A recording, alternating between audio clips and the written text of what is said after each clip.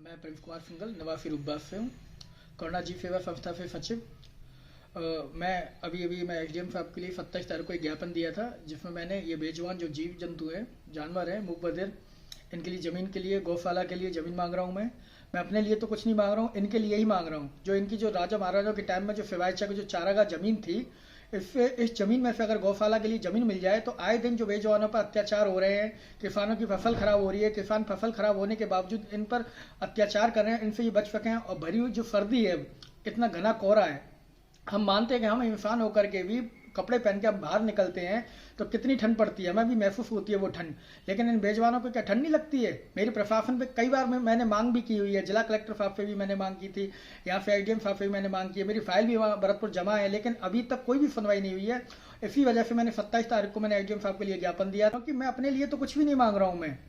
मैं इन बेजुबानों के लिए मांग रहा हूँ कि आए दिन ये जो एक्सीडेंट में चोटिल होते हैं, ये ठंड में बेचारे कब कप आ रहे हैं। ये कुछ गायें हैं जो बेचारी भूखी प्यासी तड़पती हुई हैं, वो बैठ जाती हैं कमजोरी की हालत में, खड़ी नहीं हो पाती हैं, लाचार हैं, और में कीचड़ वीचड़ में भी गिर जाती हैं, दलदलों में फंस जाती हैं, तालाब में फंस जाती हैं। इनको निकालना मतलब इतना अत्याचार हो रहा है एक तरह से बेजुबानों के ऊपर, क्योंकि ये बोल नहीं पाते।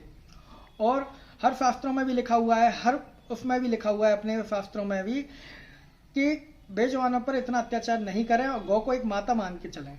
एक बात और है कि आज के टाइम में इस भरी सर्दी में, घने कोहरे में, किसान भी मेहनत करते हैं अपनी फसल की रक्षा के लिए। सुबह शाम को पानी देना, ये अपने बेजुबानों से फसल की रक्षा कर रहे हैं, तो वो भी किसान बेचारे क्या करें, इतनी मेहनत करके भी वो फसल उगाते हैं, फिर भी ये जो बेजुबान जीव जंतु हैं ये फसल खराब कर देते हैं। तो वो आखिर में वो करें तो क्या करें? मैं मानता हूं कि रूपबास के अंदर अगर गौशाला बनती है तो जो अपने जो छोटे छोटे जो ग्रामीण क्षेत्र हैं, तो वहां से जो ये गौवंश अगर अपने गौशाला में रहेंगे, बेजुबान जीव जंतु हैं जो घायल हैं वो भी रहेंगे, तो इससे क्या कि फसल नुकसान होने से भी बच सकती है, किसानों के लिए भी फायदा रहेगा।